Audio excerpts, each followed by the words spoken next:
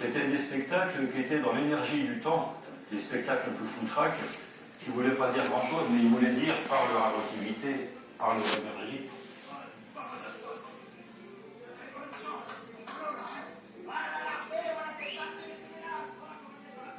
Rien que ça, c'était un phénomène artistique, cette énergie nouvelle que personne n'avait vue, cette inventivité. J'avais une très grande robe, très très grande, et j'avais des jambes qui passaient comme ça, qui n'étaient pas les miennes. Hein. Et à l'intérieur, sous mes jupes, il y avait une maquette, et dans cette maquette, il n'y avait que des souris. C'était les souris qui jouaient Roméo et Juliette de Shakespeare.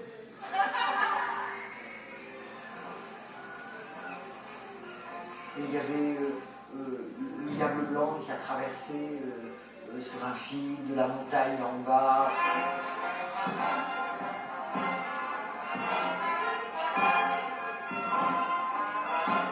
C'était un moment hors du temps, c'était miraculeux. Ils ont mis le feu à la falaise, il y avait aussi des artificiers, je veux dire. On avait aussi Elvis Platini et ses carburateurs fous. Je n'invente pas.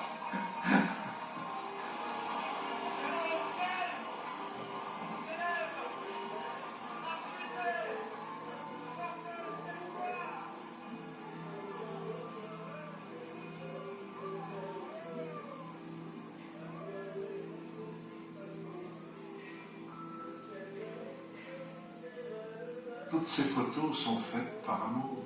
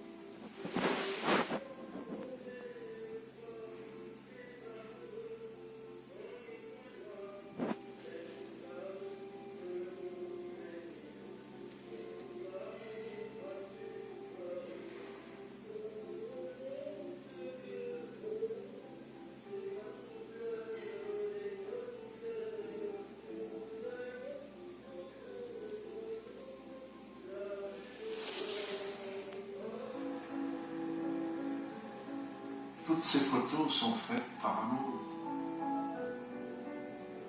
Quand tu m'as parlé de ce thème, j'ai cherché dans mes archives à S. Qu'est-ce que c'est qu'un saltimbanque? Saltimbanque, jongleur, battleur, qui fait ses tours sur la place publique. Bouffon de société, mauvais orateur, homme sans scrupules. Pour moi, c'est quelque chose qui valse, quoi, qui... Oui, c'est comme une valse.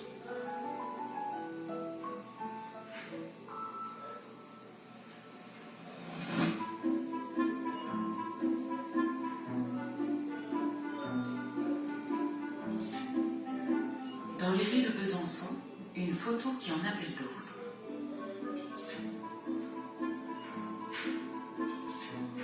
Quelques personnages apparaissent.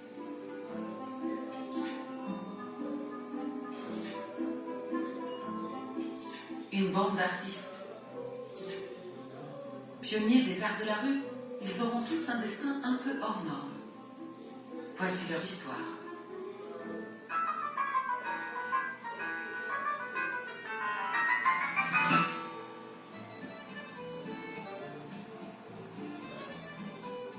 Besançon, c'était un peu, faut pas dire une ville morte, ce serait méchant, mais une ville où il ne se passait pas grand-chose, comme la plupart des villes de province. Hein.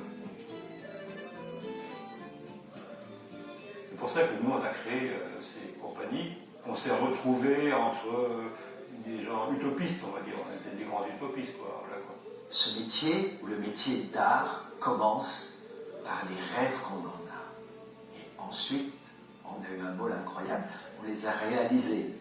On se connaissait tous sans se connaître, quoi. On s'était déjà vus. Et il y avait un dynamisme. Et puis je pense que c'est démarré un petit peu comme ça, quoi. Il y avait beaucoup de discussions, puis il y avait toute la musique qui débarquait quand même. On commençait à trouver des disques chez les disquaires, des disques de pop et rock. On jouait avec les militants ou les non-militants d'ailleurs de ce qui venait de se passer, de la grande révolution de 1968. C'est surtout né de ça, le mouvement Saint-Imbanque. Il est né d'un besoin de liberté et de respiration, parce qu'on étouffait dans la cocotte minute. Donc forcément, il fallait que ça pète, quoi. Et ça a pété soit agressivement, soit de manière artistique par le mouvement de la rue.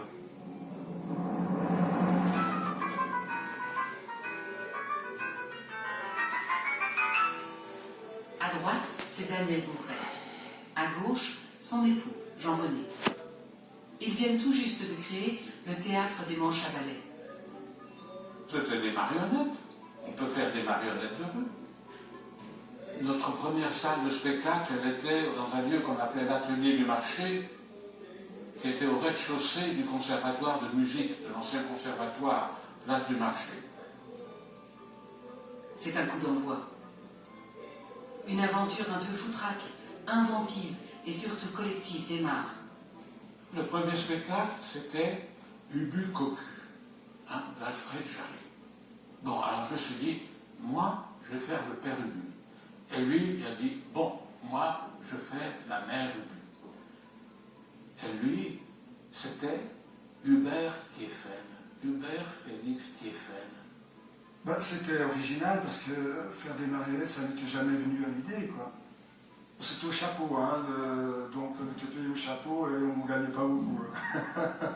C'était des fauchés qui venaient au spectacle. Donc ça, de ce côté-là, c'était pas pour ça qu'on venait, quoi, déjà. Alors on passait les après-midi à modeler du papier mouillé. Rien que de voir les marionnettes, c'était réjouissant, quoi. Et puis on a passé beaucoup d'heures à rire ensemble. Il y avait Daniel qui avait son rire éclatant dans cette histoire. C'était d'éclat de rire en éclat de rire. Enfin, nous, on s'amusait bien, quoi. Puis apparemment, devant, ça marchait, ça devait bien marcher aussi, puisque ça a duré quand même pendant des années.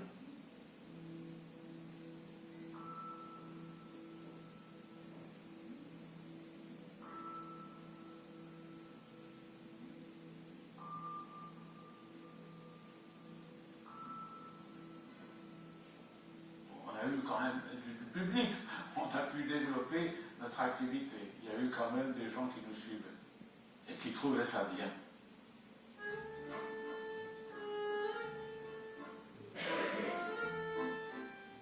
C'est dans cet atelier du marché, auprès des Manches à balai, que nos saltimbanques font leur début.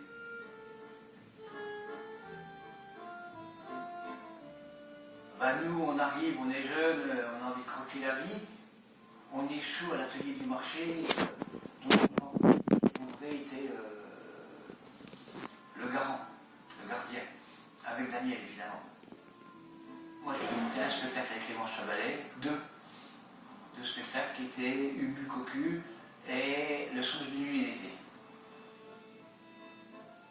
C'est là que j'ai commencé à faire ça, à faire que ça, à devoir manger au ras du rue pour pouvoir le nourrir parce qu'on n'était pas payé.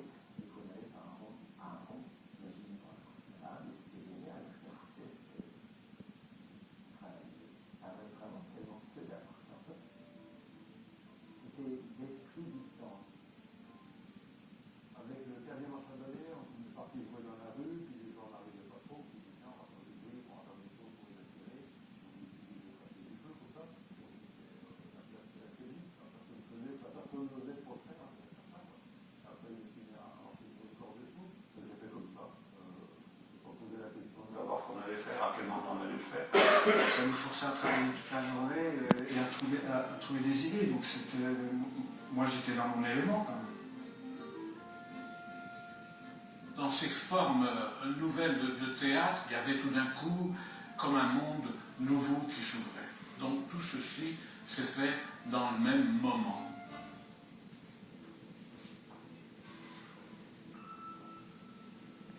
Après, les Montchevalier, eux, ils ont monté d'autres pièces avec d'autres personnes.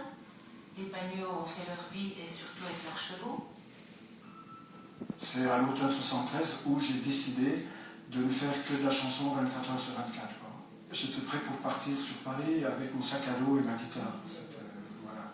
Une fois que tu es dans le spectacle, il faudrait vraiment quelque chose d'extraordinaire pour dire bon, on arrête tout, c'est fini.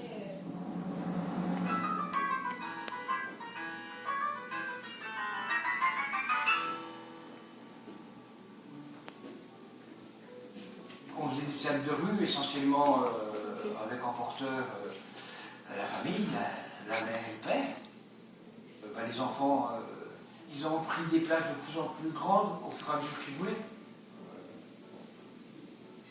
Nous, on a fait les alternants quand même vraiment classique à fond, quoi. On se couchait sur les planches à trous, les briques verts, je cassais les briques à la masse sur le dos de Jacques. Mes parents, quand ils ont commencé, il n'y avait pas d'intermittence, hein. Ils l'ont fait par la foi, j'en sais rien. Ils y croyaient, ils savaient que ça allait marcher. Mais ça a été les tout premiers, je pense. Moi j'ai rencontré Pagnot à une époque où on ne savait pas trop si on allait être artiste, clochard ou alcoolique. Une espèce de zone qui était plutôt sympathique, mais on n'avait pas beaucoup d'avenir. Du spectacle cuit à point, bleu ou saignant, suivant l'humour du chef. C'était bien, c'était pas comme tout le monde, on était sur les routes tout le temps. Quand on a commencé,